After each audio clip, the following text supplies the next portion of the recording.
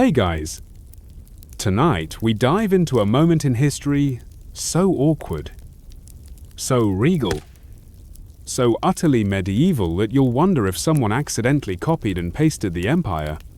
You step into the echoing halls of Europe's power structures and find not one emperor, but two, both wearing crowns, both raising scepters, both convinced they're the chosen ruler of the Holy Roman Empire. Spoiler alert, you probably won't survive this constitutional migraine. So, before you get comfortable, take a moment to like the video and subscribe, but only if you genuinely enjoy what I do here. Where are you watching from? What's the local time now? Dim the lights. Maybe turn on a fan for that soft background hum. And let's ease into tonight's journey together. You're standing beneath a cloudy sky in the mid-11th century. Your boots sticking into mud just outside the old city of Rome. The bells are ringing off-beat. Uncertain. Echoing like they can't decide which melody to follow. Because guess what? They're not announcing one emperor's coronation. They're juggling two. On your left, you see Henry IV stern. Northern. Backed by legions of armored German knights and ambitious bishops, he's been crowned by the antipope Clement III and has a strong claim from the traditional line. On your right, there's Rudolf of Rheinfelden, charismatic, calculating, backed by reform-minded clergy and a chunk of the German nobility. And yep, he's been declared emperor too. You feel your eyebrows climbing. The empire just duplicated. This is not a sitcom setup, it's the investiture controversy. The heavyweight bout of medieval authority. The 11th century, if you didn't know, was a bit like one long, slow-burning HR dispute between church and state, except instead of HR, it's the Pope. And instead of a memo, there's a sword. And lots of incense. The mainstream historical fact, this conflict really blew up in 1076 when Pope Gregory VII excommunicated Henry IV for trying to appoint bishops himself. That's a bit like firing your boss's favorite intern without asking. In retaliation, Henry declared Gregory deposed and installed his own pope. Enter Clement III. Inter Chaos. Meanwhile, rebellious German nobles, annoyed with Henry's grip, proposed a rival king, Rudolf of Rheinfelden. The Pope, happy to fan the flames, cautiously supported Rudolf. Suddenly, the Holy Roman Empire didn't look so holy or so Roman. You watch as both emperors hold grand processions, each with carefully choreographed symbolism. One rides in on a white steed under a canopy held by monks. The other appears in full armor. Flanked by trumpeters, peasants toss flower petals, but awkwardly, because they don't really know which emperor to cheer for, here's your quirky tidbit at one point. Both men claimed divine visions proving their right to rule. One said he dreamt of St. Peter handing him a crown. The other said he saw the empire's future as a golden phoenix resting on his shoulder. You suspect someone was mixing mead with their morning prayers. And the church, oh, the church, it's not just sitting on the sidelines. It's deep in the mess, choosing favorites, switching loyalties, even forging documents when necessary. A fun fringe detail during this period, a suspicious number of ancient decrees miraculously appear backing the Pope's authority. Some historians still argue whether the so-called donation of Constantine, which supposedly granted the Pope temporal authority, was a brilliant fake from this very era. But let's not get ahead of ourselves. Right now, you're stuck watching a royal identity crisis unfold in real time. Imagine if the U.S. had two presidents sworn in on the same day by two different Supreme Courts, except everyone also believed their side had the literal favor of heaven. Merchants are confused. Nobles are sweating. Townsfolk are burying their tax records, just in case. You hear rumors of towns switching allegiances every time a new bishop arrives. One city paints over Henry's banners with Rudolph's crest in the morning, then scrubs it off again by dusk. And in the middle of all this mess, you, trudging through the empire, watching as the idea of one true ruler splits like an overripe fig. Some nights, you dream about being emperor yourself, but then you remember the paperwork, and the assassins, and the never-ending ceremonies. Maybe better to stay a humble medieval peasant observer. Still, you can't help but feel the tension brewing. Something's got to give. You squint toward the horizon. 2 emperors. 1 crown. You've just entered the most dysfunctional royal duel in medieval history. You trudge onward, feeling the dust of ambition cling to your boots as you pass through fractured lands that all claim to be united. The empire, in name at least, remains holy and Roman, but right now, it's mostly confusion garnished with hypocrisy. You squint at banners fluttering from crumbling towers. Some bear the eagle of Henry IV. Others now display the lion of Rudolph. The wind doesn't seem to know which one to blow harder. It's the year 1077. You're still rattled by the scene you witness nobles in chainmail nervously whispering in Latin. Monks passing scrolls, like poison. And villagers asking if they still owed taxes to the same emperor this week. The empire, which once stretched with glorious arrogance from the North Sea to central Italy, is now more like a patchy quilt threadbare and unraveling. Let's set the stage properly. Medieval Rome was not a city of marble and grandeur at this point. It was a volatile pit of noble families, rival street gangs, yes, actuelle arme noble gangs, and a pope who had more enemies than allies. The papacy had lost control over vast parts of Italy and had to constantly negotiate survival, often by playing political roulette with imperial claimants, which is exactly what happened when Pope Gregory VII made the gutsy move to back Rudolph against Henry. You reach a fork in the road. Left leads to Saxony, where Rudolph reigns in defiance. Right leads south, to the old Roman lands, where Henry plots his revenge. You choose neither, opting instead for a tavern. Inside, travelers debate the latest coronation scandal between mouthfuls of dark bread and smoky fish. One man, eyes wild, swears he saw both emperors being crowned in 2 different cities in the same week. You nod slowly. That tracks. Here's your mainstream historical fact in March 1077. Rudolph of Rheinfelden was elected King of Germany by rebellious nobles. The election was carried out with all the expected pomp, except for the glaring issue that Henry was still very much alive, armed, and unamused. The rebellious princes insisted their move was justified. Henry had disobeyed the Pope, desecrated sacred offices, and dared to act like, well, an emperor. Rudolph's coronation happened in Mainz, with a deeply symbolic flourish because, unlike Henry, Rudolph promised not to pass the crown to his son. That was a big deal. Henry's habit of handing power down like a family heirloom had triggered a lot of this rebellion in the first place. Still, Rudolph's claim didn't go unchallenged. Henry responded by marching into Italy, braving harsh alpine passes, just to plead with Pope Gregory. And here's where things get awkward. In January 1077, Henry performed the famous penance at Canossa. You imagine him barefoot in the snow, cloaked in wool, waiting outside the Pope's castle like a student who forgot his homework for 3 days straight. It worked. Sort of.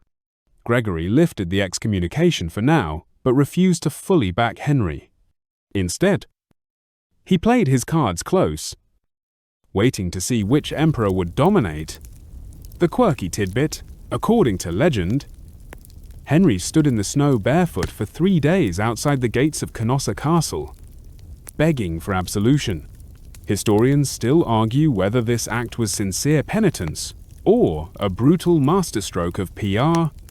Either way, it gave him just enough credibility to re-enter the political fray and confuse everyone further.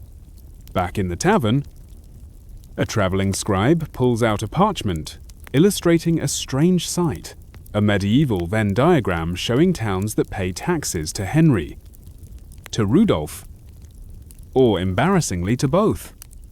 You overhear a noble mutter that his estate has received letters from both emperors claiming eternal loyalty.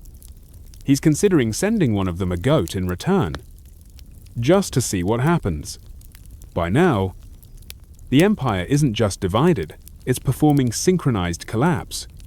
Bishops are choosing sides, some driven by theology, others by bribes, most by sheer panic. The papal court is equally split. Some see Rudolf as the better choice, a reformer aligned with the Pope's grand vision. Others fear his rule would weaken imperial authority to the point of chaos. Outside, you watch torchlight processions led by chanting monks, each faction trying to one-up the other with theatrical displays of divine approval. Henry's men light incense in the streets. Rudolf's priests walk barefoot while flogging themselves. You're mostly concerned with not being trampled.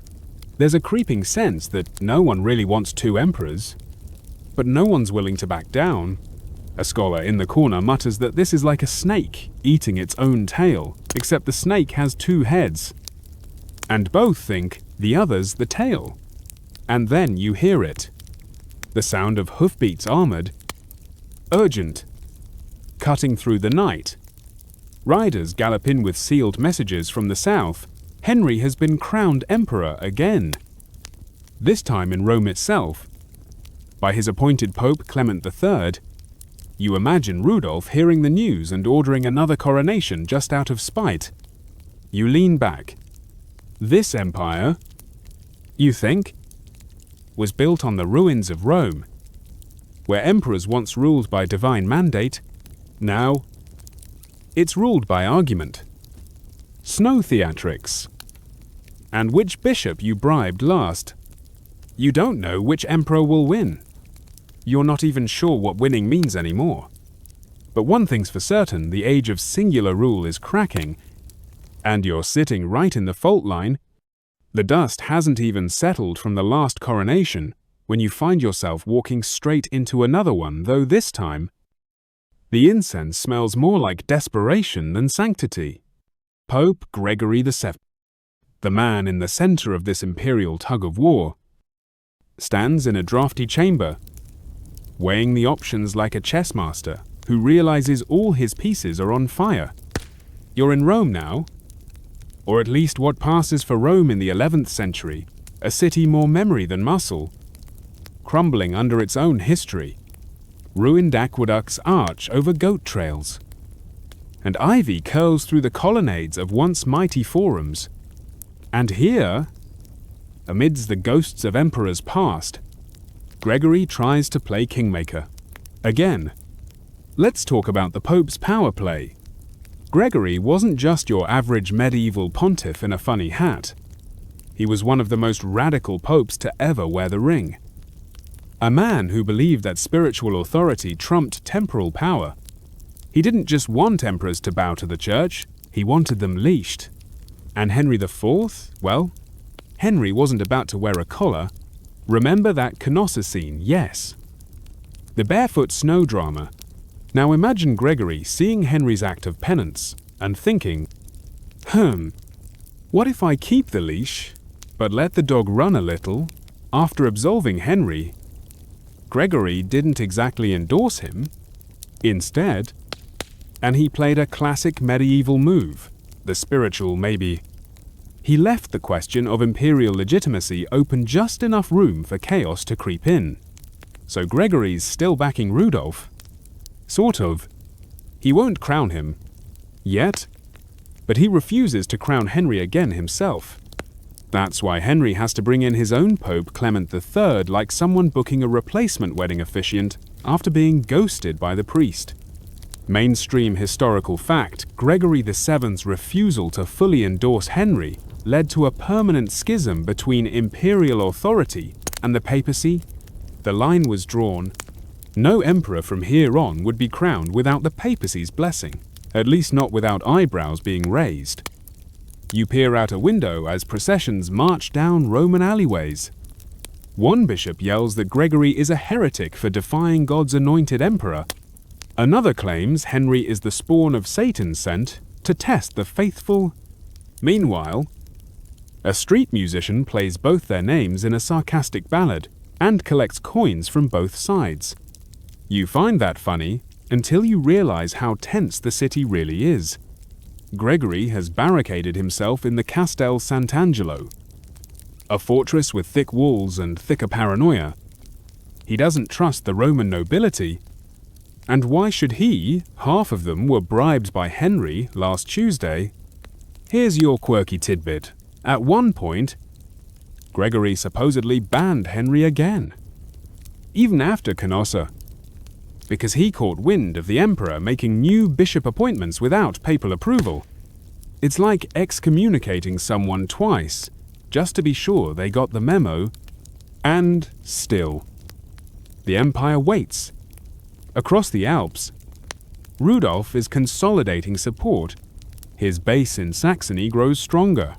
His letters speak of justice, divine reform, and a holy empire free from the stain of simony.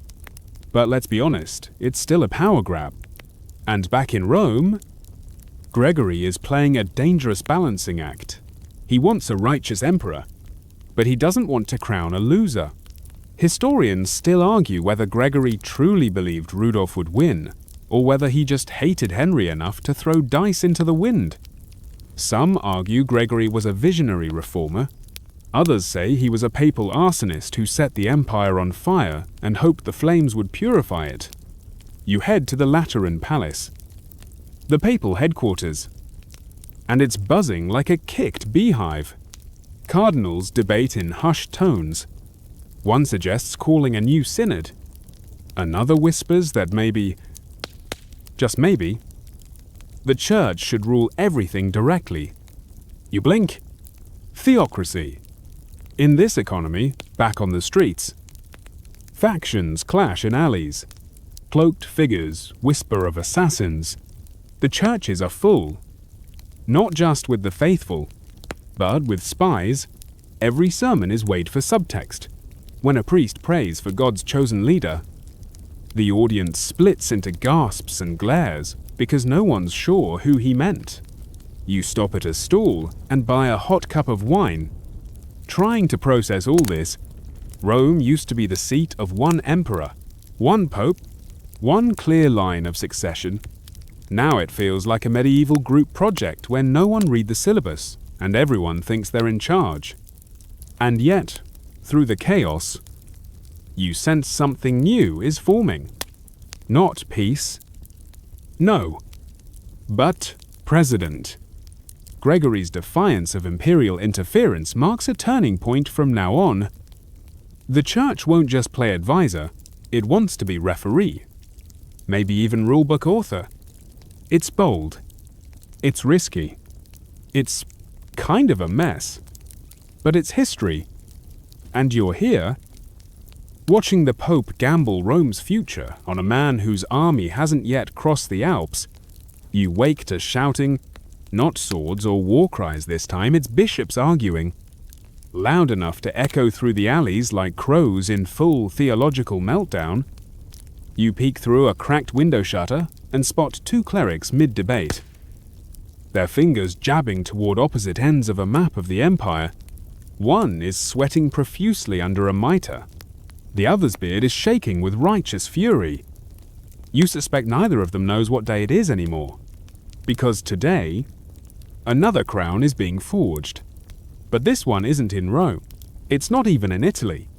It's in the cold, damp heart of the empire's northern reaches, Saxony.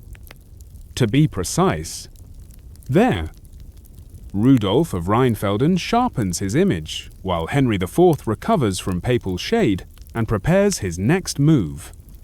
You ride north alongside a band of travelers, muttering that the emperor's crown doesn't rest in Rome anymore. It follows whoever's winning. And right now, that looks like Rudolf. You arrive at a makeshift cathedral in Mainz. The building is sturdy, squat, and dripping with condensation. Inside, a coronation is underway, but this one feels different. There's no marble grandeur, no imperial trumpets ringing from ancient stones. Instead, there are oaths, scrolls, and lots of very anxious noblemen hoping they just bet on the right horse. The mainstream historical fact: in 1077, Rudolf was crowned King of the Romans, a title traditionally used by those elected to be emperor, but not yet crowned by the Pope. It was a bold move. Technically, the emperor needed the Pope's blessing, but after Henry's excommunication, the rebel nobles declared the throne vacant, so they did it themselves. Here's where it gets spicy. Rudolf promised not to make the title hereditary. That one clause made him instantly more attractive to many of the German princes who'd grown weary of Henry's dynastic ambitions. After all, if your job is being a duke, the last thing you want is your emperor turning his throne into a family business. But let's not pretend this was all about principle. Rudolf had his own ambitions. He'd once been married into the royal family. He knew the court. He knew Henry. He was charming, persuasive, and cunning enough to keep multiple factions at the table, even if those factions occasionally tried to poison each other. A quirky tidbit. Some accounts say Rudolf deliberately wore simpler robes at his coronation, hoping to emphasize humility over grandeur. Others claim it was because his treasury hadn't quite caught up with the idea of a rebellion-funded wardrobe. Either way, the imagery worked. His followers began painting him as the emperor of the people, while Henry was the decadent tyrant in furs. You Sip Hot Mead as a wandering scribe explains the layers. It's not just a civil war. He says, brushing parchment crumbs from his sleeves, it's a theological earthquake. We're deciding whether kings kneel to popes or popes kneel to kings. And that, right there, is the heart of it. Because this isn't about two men who both want to wear a fancy hat.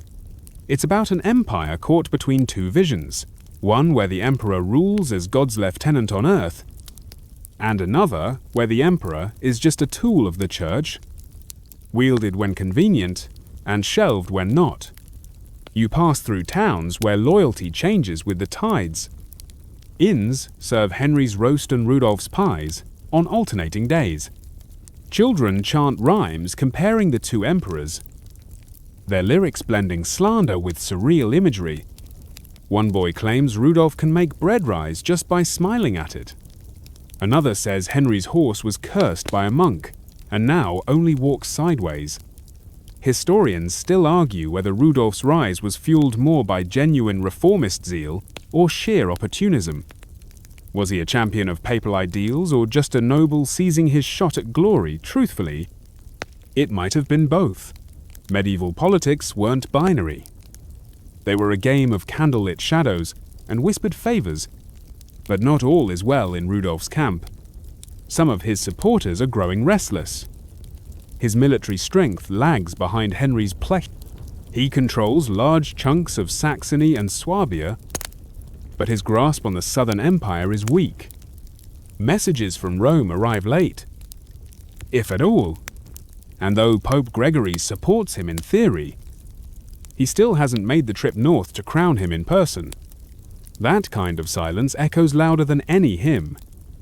Then comes the shocking twist rumors swirl that Henry is gathering a massive army in Lombardy. Italian nobles, fearing the growing power of the church, are backing him with gold and men. He plans to storm Rome again. Rheinstall Clement III. and get crowned properly. Publicly. Powerfully. You sit by a river and watch the reflection of a silver cross ripple in the water. 2 emperors. 1 church. No peace. You wonder, when does one stop being an emperor and start being a pretender?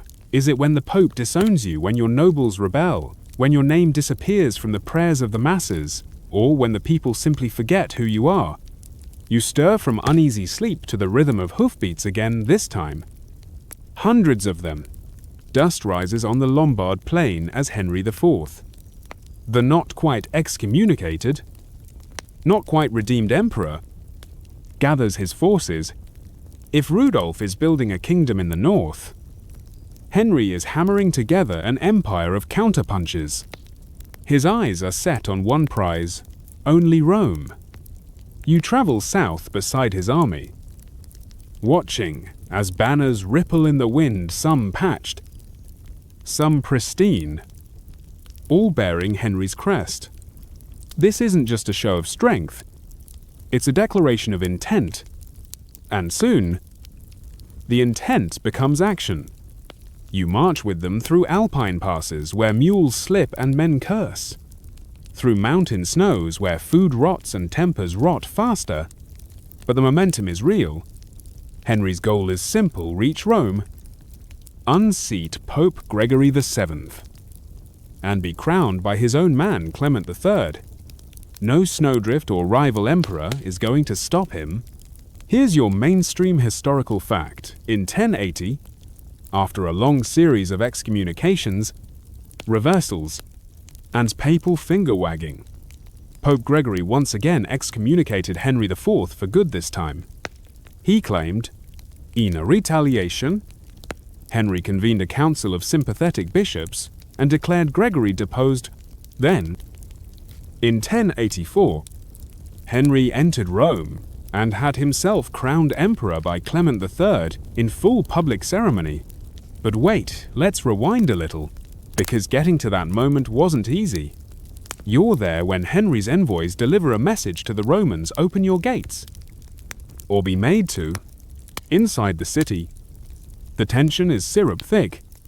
Gregory, still holed up in the Castel Sant'Angelo, is trapped between loyalty to his principles and the stone walls that now feel like a tomb. And here's your quirky tidbit. Gregory once claimed that he didn't fear death, only sin. But during the siege of Rome, he sent frantic letters to his allies, begging for rescue, specifically to Robert Guiscard, the Norman warlord with a flair for drama and pillaging. You can't help but wonder if even Gregory, the firebrand pope, found it hard to maintain spiritual cool when the empire came knocking with a battering ram. Outside, Henry's forces tighten their grip. You witness priests dragged from altars for refusing to denounce Gregory. You see townsfolk bribing both sides just to keep their bakeries open. On one corner, a statue of Saint Peter has been redressed in imperial colors. On another, graffiti reads Clement is a puppet. And then success. In March 1084, Henry enters Rome through force and fanfare. Trumpets blare, horses clatter, and the city holds its breath. Inside the great basilica of St. Peter, Clement III crowns him emperor in a gleaming ceremony filled with incense, chorales, and carefully rehearsed choreography. It's a coronation that looks perfect on parchment, but you can feel the hollowness behind the hymns, because while Henry is being crowned, Gregory is still alive, still in Rome, still claiming to be the true spiritual head of Christendom. The city isn't celebrating unity, it's groaning under the weight of contradiction. One emperor, 2 popes, 1 crown, and 0 clarity. Historians still argue whether Henry's coronation by Clement III was legitimate. Was Clement truly a pope or just a political tool installed by an ambitious monarch? Some call him an anti-pope, a term reserved for those who claim the papacy without proper election. But to Henry's supporters, Clement was salvation from papal tyranny. Meanwhile, you follow rumors like breadcrumbs. Gregory has escaped the city. His protector, Robert Guiscard, has arrived from the south with a massive Norman army, one that scares even Henry's battle-hardened knights. The Normans sack parts of Rome in the process, yes. Friendly fire in full medieval glory. The citizens suffer most. As always, Henry retreats north. Rome is scorched. Gregory is rescued but never quite recovers. His health fails. His supporters scatter. And he dies in exile in 1085. His last words, "I have loved justice and hated iniquity, therefore I die in exile." You hear this whispered in a candlelit chapel, and something in your chest twinges. You walk through a broken street, passing shrines half burned, watching children draw emperors in the dust with sticks. One of them asks you, which one is the real one? You don't answer. The empire now has a crowned emperor and a dead pope. Clement III remains in office. But legitimacy eludes him like smoke. Henry's hold on power strengthens, but so do the shadows. Because somewhere in the north, Rudolf is still alive. And he's not done yet. You're back on the road. And the dirt beneath your boots feels different, grittier. As if the empire itself is grinding its teeth. Behind you lies Rome, singed and fractured, where Henry IV's shiny new coronation is already beginning to tarnish under the weight of too many doubts. Ahead Saxony, Swabia, the rebel lands, because while Henry has his crown, Rudolf of Rheinfelden still has his sword and a cause that refuses to die. You reach a quiet clearing just outside Würzburg.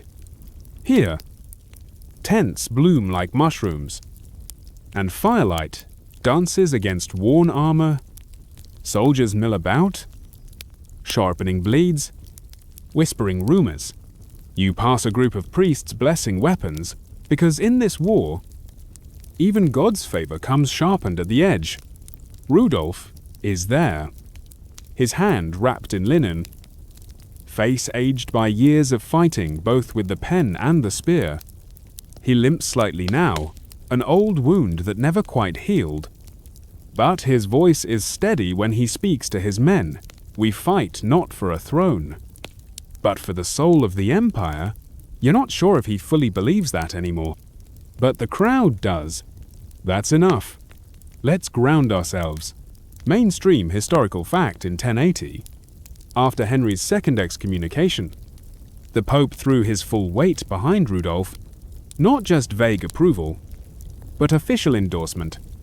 This was the moment things crystallized. It wasn't just Henry versus Rudolf anymore. It was church versus crown. Sanctity versus sovereignty. That's when Rudolf went all in. He was recrowned. This time with all the solemnity Gregory could muster from afar. But with papal blessing came a new kind of pressure. Rudolf now had to deliver. Victory wasn't just preferable, it was theological. And here comes your quirky tidbit, Rudolf. In the midst of this escalating conflict, had a miraculous relic paraded before, his troops said to be a finger of St. Peter himself. It was carried into battle on a velvet cushion, guarded more heavily than some of the nobles. You imagine a thief stealing it and trying to fence a holy finger on the medieval black market. The stakes were as absurd as they were sacred. You find yourself wondering, why do people follow Rudolf? He's not as resource-rich as Henry. His armies aren't as disciplined, but he has charisma. Yes, and perhaps more than that. He offers a vision. A reformed empire, one not strangled by hereditary claims or corrupted bishops, one led by consensus, by election. At least.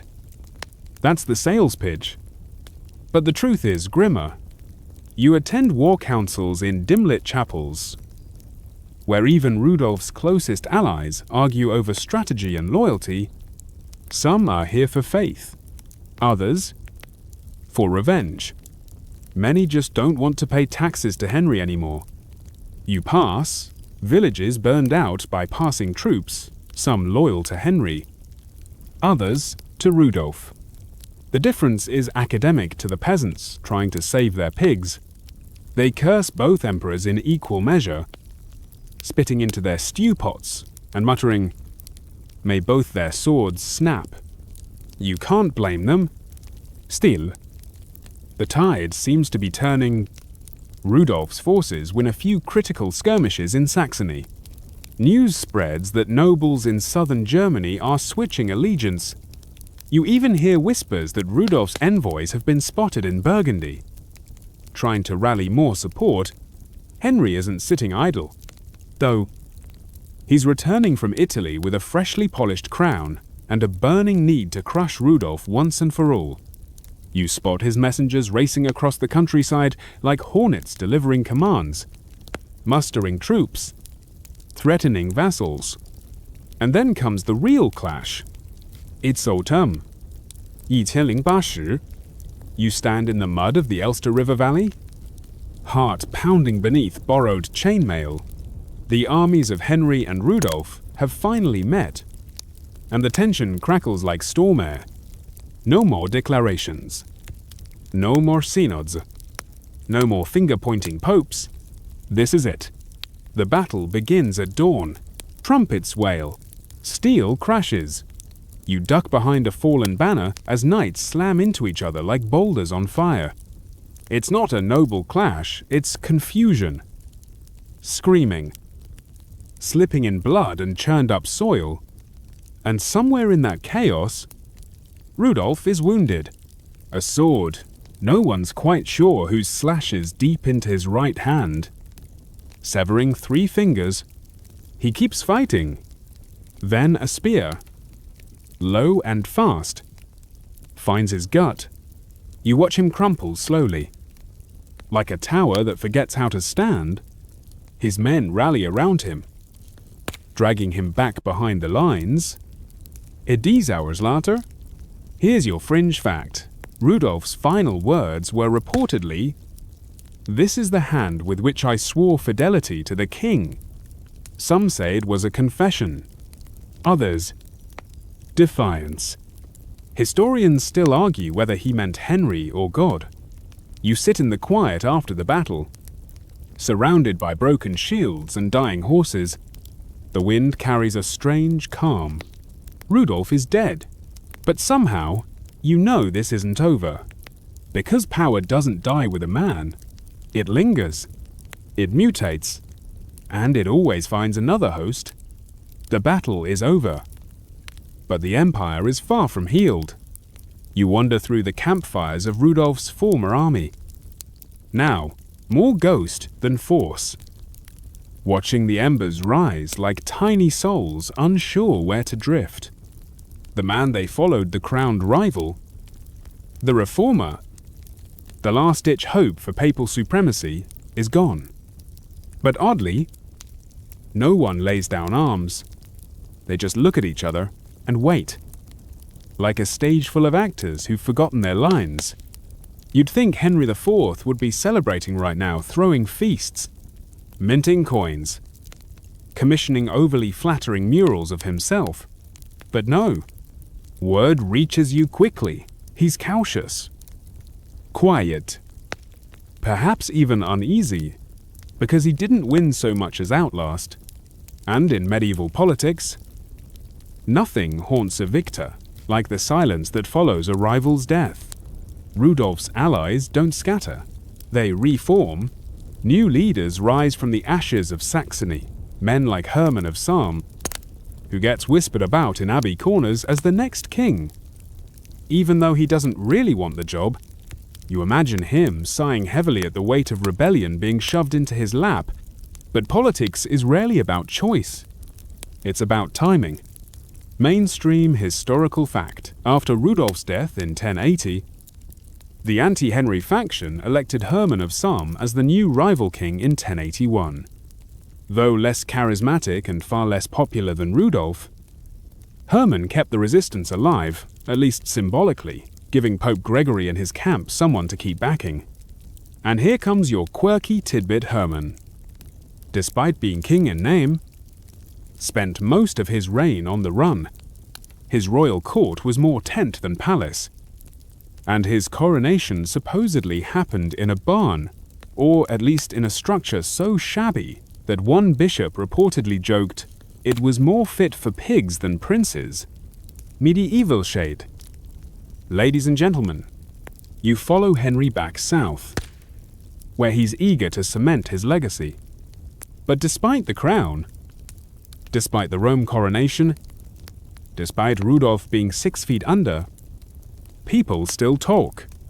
The empire feels stretched, like a painting left out in the rain. The colors are smearing. You overhear merchants in Regensburg grumbling about being taxed by 3 different bishops, each loyal to a different faction. A woman in a silk stool says her prayers to Gregory, but sneaks an offering to Clement's altar just in case. You realize that belief, like loyalty, is now a split coin, flipped daily and caught in trembling hands. Meanwhile, Henry's allies are rebuilding, castles are reinforced, abbeys once loyal to Rudolph are being inspected by imperial auditors. You visit one such monastery and see monks hiding letters behind bricks in the wall, evidence of donations from the reformist camp. Now, a liability, and yet, the cracks won't disappear. In Saxony, Herman rallies what he can. His forces are ragtag but devout. Many believe Henry's reign is illegitimate, propped up by a puppet pope and stolen blessings. A bishop tells you that faith in the emperor's sanctity is like milk left out in summer. It curdled the moment he forced his way into Rome. Historians still argue whether Henry truly had control over the empire during this period, or if he simply kept spinning plates faster than anyone could knock them down. His supporters saw him as a necessary bulwark against chaos. His enemies called him an iron mask over a rotten face. Meanwhile, Pope Gregory's health declines in exile. You receive word that he continues to denounce Henry in letters, fiery, uncompromising, like sermons carved with knives. But his words carry less weight now. His exile becomes symbolic. The reform movement loses coherence without Rudolph's banner to rally around. In the towns, 2 portraits hang side by side in churches. Henry, in full regalia, crowned and seated on a golden throne. Next to him, the late Rudolph, depicted as a saintly martyr with a wounded hand raised to heaven. You stare at both images and feel the weight of contradiction press on your chest. One dead, one crowned. But who really won? Then you see something strange. A group of pilgrims walking from Swabia, barefoot, carrying a small wooden icon of Rudolph. They chant as they go, stopping to rest at shrines, lighting candles. You ask them why. They say Rudolph was blessed, that his suffering redeemed the empire's soul, that Henry rules by force, but Rudolph reigns in memory, and you realize martyrdom in the Middle Ages is more powerful than victory. It doesn't fade. It echoes. So now, even in death, Rudolph has created a legacy Henry can't touch. A legend. A story. And in the flickering shadows of taverns and chapels, that story keeps growing. You pull your cloak tighter, because while the empire has one emperor, again at least officially, it feels less united than ever. You drift into the city of Speyer under a pale grey sky. Boots wet with dew and rumors, the empire might officially have one crowned emperor again. But out here, in the day-to-day hum of bakeries and bell towers, things aren't so simple. You pass graffiti carved into the stone of the town gate. Rex Rex Noster King. Which one's ours? No one dares erase it. Inside the marketplace, the debate isn't dying down, it's getting louder. over tankards of lukewarm beer and loaves of stone-hard bread. Voices rise. Who truly wears the crown, the man in Rome, or the one remembered in prayer? You notice something curious. More and more people don't say Henry's name at all. They say, the emperor, as if giving him a name might lend him something sacred he hasn't quite earned. Because in the absence of open war, something else takes root: division of hearts. The banners may be uniform again, but in the minds of many, the empire is still split. And the cracks run not only through politics, but through pulpits, bedrooms, and bloodlines. This is the era where cities pick sides not with armies, but with sermons. You find yourself in a shadowy cathedral at Vespers. The preacher's words are careful, too careful. We pray, he says, for all who rule justly. You note the omission. No names, no titles. The congregation responds without conviction. Murmurs rising like fog. Some nod, others stare. Mainstream historical fact. After Rudolph's death and Henry's return from Rome, many ecclesiastical territories remained loyal to the reform movement, despite losing their figurehead. Bishops, abbots, and monks across the empire continued to resist Henry's interference in clerical appointments, fueling the larger investiture controversy that would span generations. And here's your quirky tidbit in one particularly bold monastery. A monk began inserting both names Henry and Rudolph into prayers for the emperor. When asked why, he responded, "Better to include a ghost than offend a saint." The abbot didn't know whether to laugh or call the bishop. You stay a while in Spire, eavesdropping on merchants who are paying taxes into two different chanceries, just in case. What if Henry falls? One woman whispers, "What if God sends us another?"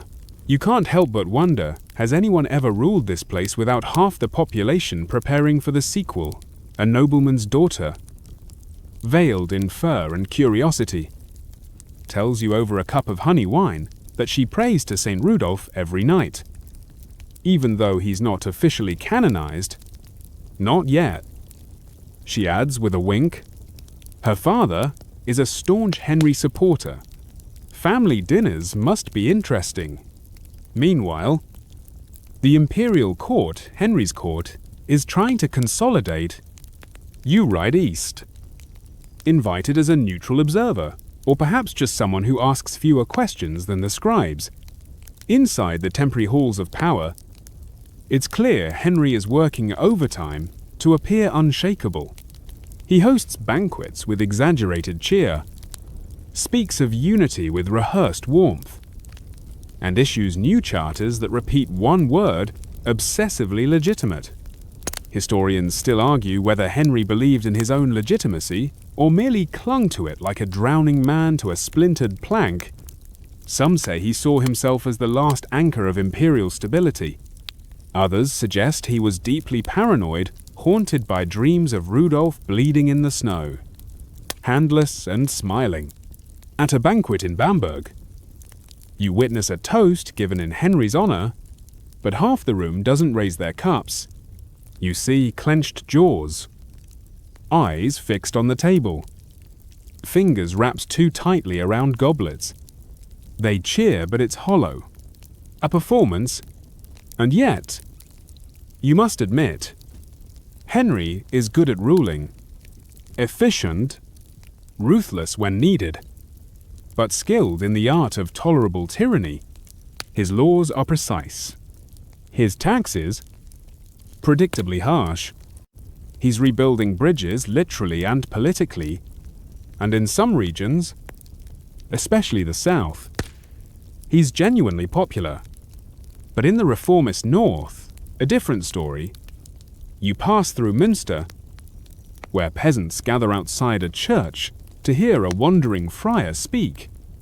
His sermon is veiled but barbed. The empire must be cleansed. He says, "A crown made in sin will not bless the land." The crowd murmurs approval. A child throws a pebble at a passing royal messenger. The friar is arrested the next day. But the crowd doubles. It's not about Henry anymore, or Rudolph. It's about what kind of empire people want. And while no swords are crossing right now, you realize you're watching the growth of a new kind of battlefield, not fields of mud and steel, but minds, prayers, and quiet rebellions. A war of loyalty, fought in whispers and ink. So, when a merchant asks you on the road, "Who's the true emperor?" now you don't answer right away. You just look up at the sky and listen to the bells tolling, not in unison, but a half-beat apart. You ride under a grey October sky, chilled not by wind, but by doubt. The empire may wear one crown again, but the Pope still wears his fury. Because while Henry sits on a golden throne in Germany, in Rome, Gregory VII preaches resistance like it's scripture carved in fire. You begin to sense that what was once a question of power is now a matter of faith. In every chapel you pass, the air is tense. Priests glance over their shoulders before reciting homilies. Some omit the emperor's name from the prayers altogether. One whispers our sovereign like a man trying not to wake a sleeping bear. Mainstream historical fact, though Henry had been crowned in Rome by Clement III in 1084, Pope Gregory never recognized the ceremony. His excommunication of Henry stood, and so did his claim that the emperor was illegitimate. This wasn't a mere political rift, it was a spiritual canyon. Two emperors had come and gone, but two popes still divided Christendom. And here's your quirky tidbit. In exile, Gregory supposedly commissioned a series of bronze tokens depicting himself trampling a crowned Henry beneath his feet. Propaganda never sleeps. You journey to a monastery in Monte Cassino, where monks argue whether sacraments administered under Clement's rule are still valid. What if my baptism doesn't count? One novitiate asks. The silence that follows is thicker than incense. The schism doesn't just live in thrones and papal bulls, it's wormed its way into marriages, inheritance, even death rites. One widow insists her husband be buried with a lock of hair blessed by both popes just to cover all celestial bases. You realize now the war isn't fought with swords anymore. It's fought with bells, scrolls, and terrified guesses. The next morning, you're roused not by birdsong but by shouting again. A noble's procession has arrived in town square, and he's demanding the bishop affirm Henry as God's chosen ruler. The bishop refuses. A crowd gathers. You melt into it, heart tight with anticipation. No one draws a sword. Instead, the noble withdraws a velvet pouch and buys the bishop's silence. Quine clink. The priest lowers his eyes. The crowd mutters. Because that's what this chapter of the empire looks like. Bribery disguised as piety. Mainstream historical fact, Henry IV, despite being excommunicated, continued to appoint bishops across the empire, men loyal to him and willing to pay handsomely for the honor. It was this practice known as lay investiture that sparked and sustained the investiture controversy. The Pope wanted spiritual authority to choose clergy. Henry wanted the right to crown power with gold and loyalty. Your quirky tidbit: one bishop, after being invested by Henry, reportedly spent his first 3 months in office excommunicating every squirrely monk who'd ever doubted his credentials. He eventually had to apologize to an entire abbey. Back in the town square, you spot another bribe, this time in the form of a bishop's niece being married off to a duke suspiciously loyal to Clement. Unity through matrimony, someone says, or at least plausible deniability. You wander away, heavy with the knowledge that this new empire is being built not on stone, but on side deals and silence. You head west, toward Trier. with a caravan of wine traders whose flasks are full but whose patience is thin. Every border town they pass taxes them twice. For the emperor, they're told. Which one they ask? The guards shrug. This is the part of the empire where 2 emperors may be gone, but their ghosts still wrestle over receipts. Mainstream historical fact. In the years following Rudolph's death, the empire remained divided in practice, if not on paper. Many cities, abbeys, and noble territories hedged their bets by paying dues to both imperial camps. Not paying was treason. Paying both, just good business. Quirky tidbit.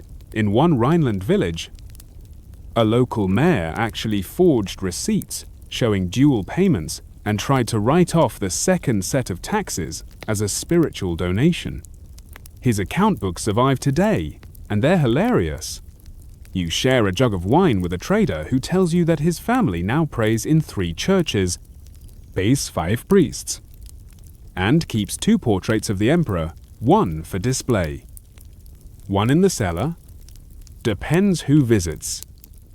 He winks. You realize something troubling. This isn't healing. It's hedging. The bells ring louder in Magdeburg than anywhere else you've been. Not in celebration. But de fiance. The cathedral there stands like a stone fist, loyal to Gregory's legacy, hostile to Henry's decrees. When Henry's envoys arrive to request tithes, they're met with hymnals and very locked doors. Inside the cathedral, you hear sermons that sound like war cries in slow motion. The bishop quotes Gregory's final letters like sacred texts, calling Henry's crown a band of iron forged in flame. It's dramatic. It's persuasive. Mainstream historical fact. Even after Henry regained the imperial throne, parts of the empire, especially in the north, remained bastions of papal reform and resistance. Magdeburg, in particular, became a rallying point for clergy who refused imperial appointments, and for your quirky tidbit, a group of monks once refused to bake bread for an imperial procession unless the flour had been blessed by a Gregory-approved priest. They ended up serving uncooked dough. No one was happy. Outside, townsfolk sing a hymn that swaps the word emperor for impostor, quietly, cautiously, but with a smirk. You think Henry may rule on paper, but paper doesn't sing. The empire cannot hold its breath forever. By 1085, your footsteps carry you to Saxony again, where tension no longer simmers, it boils. You step into a clearing and find banners unfurled. Not Rudolph's, he's gone, but Hermann of Psalms. The rebellion didn't die. It rebranded. Mainstream historical fact: Hermann, crowned in 1081, carried on the anti-imperial cause with dwindling support and even less success. Though never crowned by the Pope, he still commanded the loyalty of certain regions and nobles, disillusioned with Henry's increasingly aggressive consolidation of power. Here's a fun fringe detail. Hermann's followers often referred to him not as king but as the Good One, a title that sounds more like a village butcher than a monarch. But in these times, moral branding is half the war. You camp with Hermann's men and share their food. Beans, thin soup, pride. It tastes like stubbornness. They talk of Henry like a disease, dangerous but survivable. He has no roots here. One soldier says, just shadows. And yet, Hermann knows this is a losing game. His face says it plainly, but someone must hold the banner. Even if it burns, whispers chase you into Thuringia, whispers of peace, of secret councils, of letters exchanged not with ink, but with wax seals and folded silences. You arrive at a convent, where rumors say envoys from both courts met under cover of night. No one confirms it. No one denies it. That's how you know it happened. Mainstream historical fact. There were scattered, unofficial efforts at negotiation throughout the late 1080s, as war fatigue set in. Minor nobles and exhausted clergy on both sides sought paths to peace. But no formal reconciliation would come in Henry's lifetime.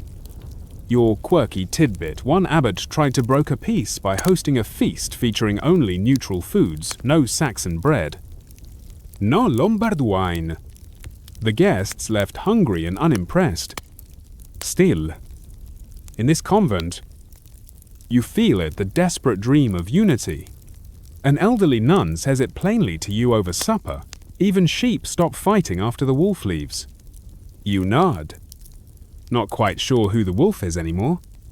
Another coronation? Yes. Another. But this one is quieter, tinged with sadness and a touch of absurdity. You're in the hall of Goslar, where Henry recrowns himself in front of his loyal court, not because he needs to, but because he can. Mainstream historical fact. In 1087, Henry held a second coronation for his son, Conrad, hoping to secure the Salian dynasty's hold on the throne. It was an echo of old traditions, a way to remind the world that he was not just emperor, but emperor-maker. Quirky detail: the crown used in the ceremony had a small dent in it, supposedly from when it was dropped during the siege of Rome. A monk joked it was the holy ding. You watch the boy king smile stiffly, clearly unsure of what to do with his hands. Henry's smile, though, is all steel. He's not just passing power, he's proclaiming permanence. And yet, you notice the glances exchanged behind the throne.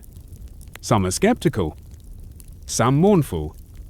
The empire may wear a single crown again, but the heads beneath it are still divided. You ride north again, expecting snow, but what greets you is something stranger: silence. No songs, no banners, just wary glances from behind shuttered windows. You're in a village near Mainz, where the latest rumor isn't about a battle or a bishop, it's about peace. But not the celebratory kind, the uncomfortable kind, the "is this really it" kind.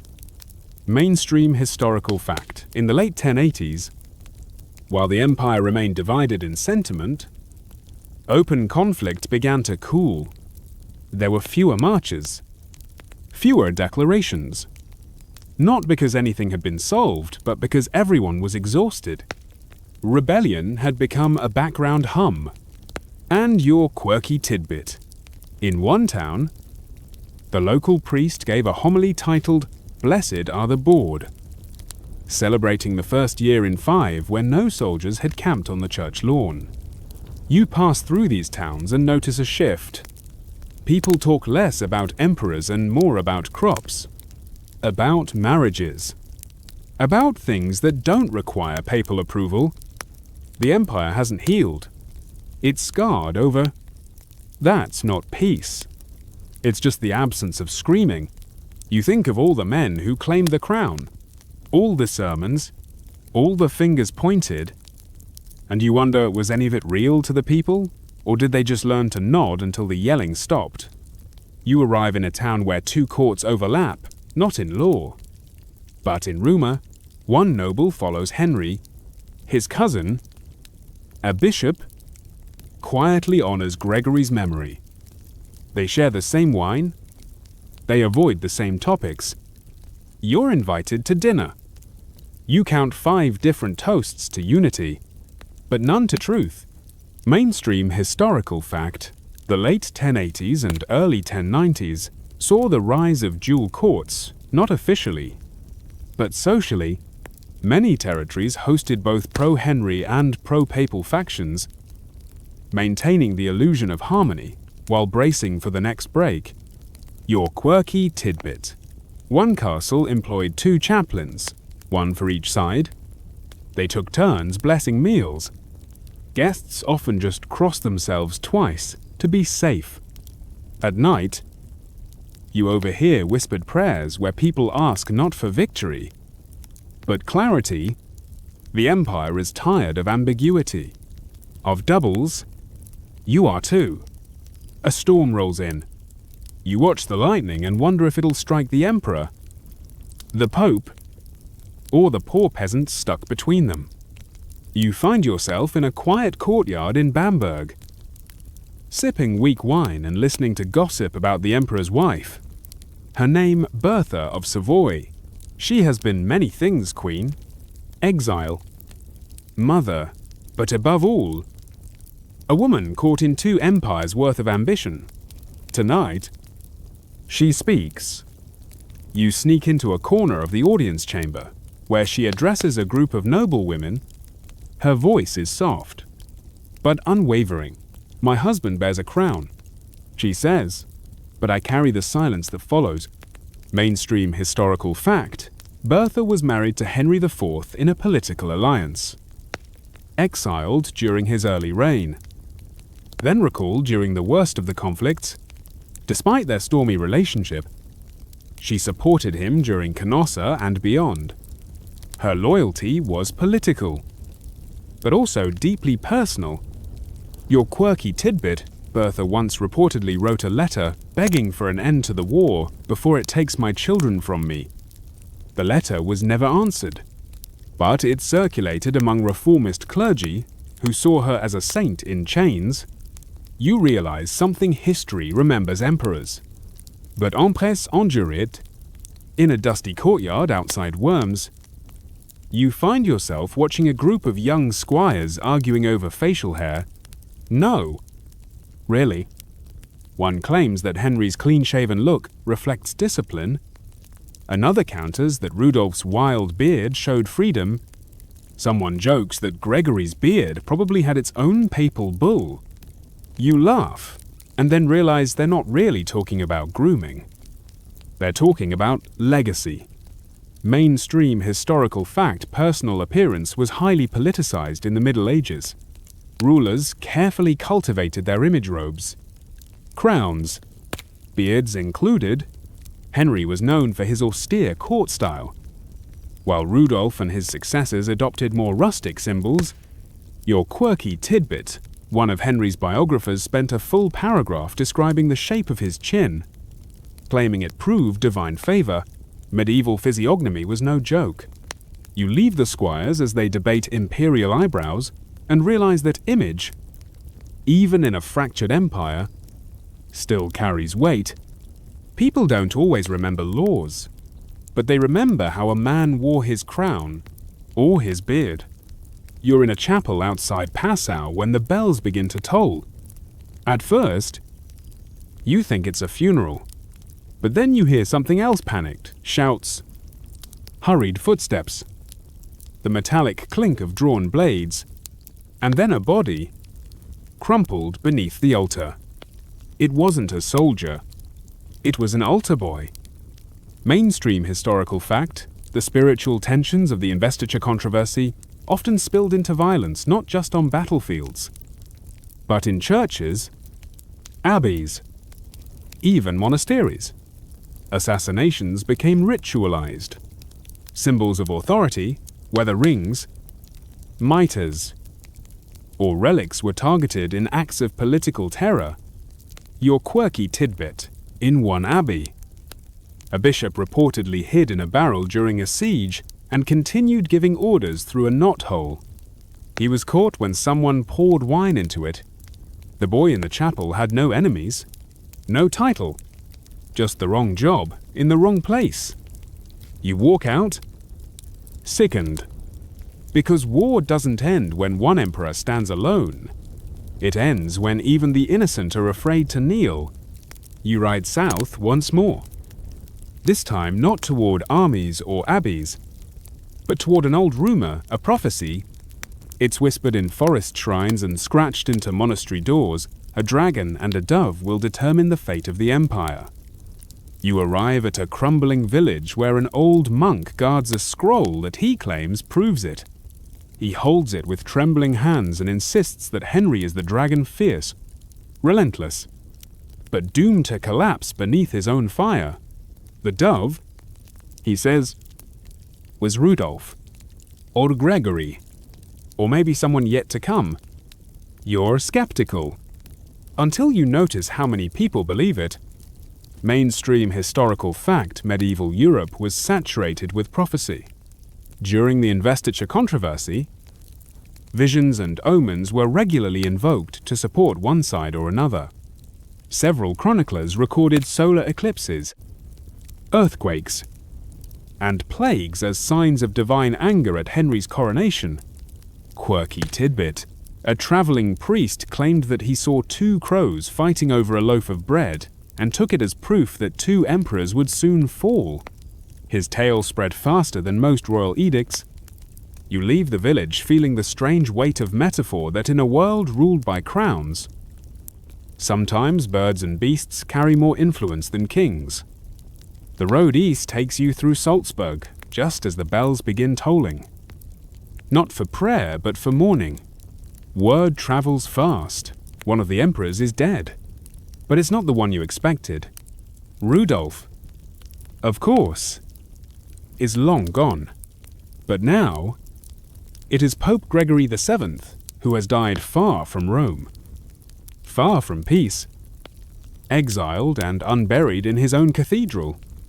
You hear the news in a cramped inn, where silence falls heavier than the rain outside. Mainstream historical fact: Gregory died in 1085 in Salerno. Having never returned to Rome, his death marked the symbolic end of the first major phase of the investiture controversy. Though replaced by Urban II, Gregory's spiritual authority lingered like incense, unsettling, omnipresent. Your quirky tidbit: Gregory's supporters refused to let him be buried until they found holy ground untouched by Henry's influence. The result: his body stayed above ground for nearly a month, which, let's just say, did not smell saintly. You stand at his grave days later, where pilgrims now kneel and light candles. One says, he fought a dragon, but died a dove. You think back to the prophecy. You wonder, was he the beast or the bird? You follow the wind back toward Rome, and for once, it doesn't feel like you're walking into a war zone.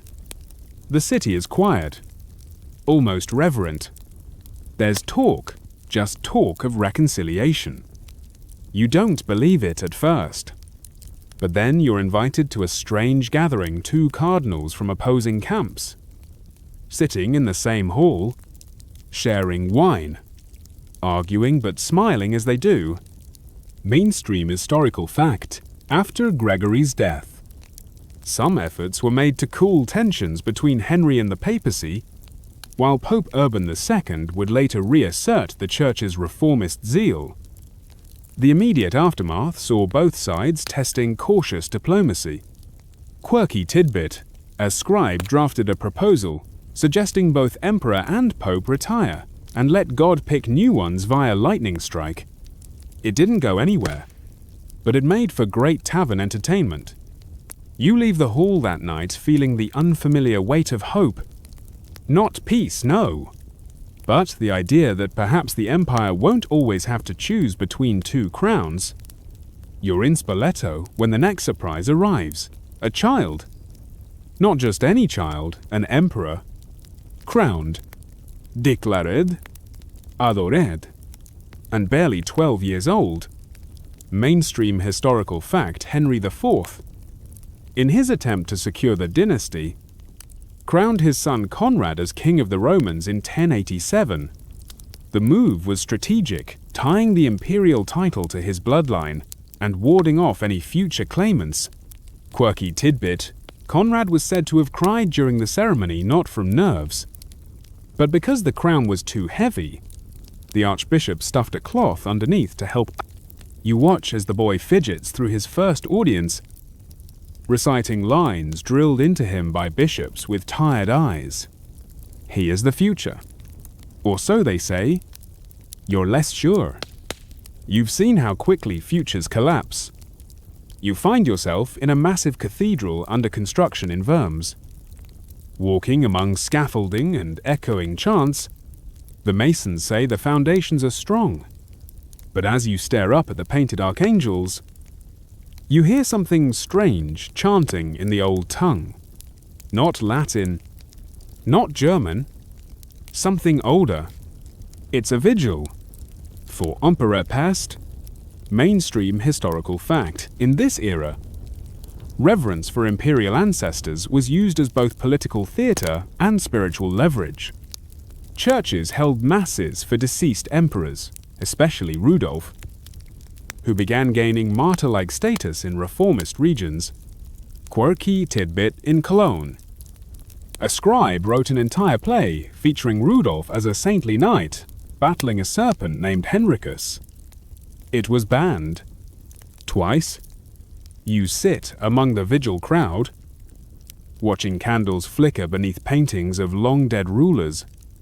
You wonder, what do they want to remember, a ruler, a symbol, or just the idea that someone meant well? You wake to the smell of ash. Not incense, not wood smoke, parchment. You race to the nearest abbey and find the archives burning. Monks scramble with buckets. A novice weeps over a half-charred document titled On the Duties of True Kingship. The fire, you're told, was no accident. Mainstream historical fact. During the waning years of the controversy, records were selectively destroyed by both factions, either to erase heresy or history. Many imperial and papal archives from this era contain gaps often right around 1080, 1090.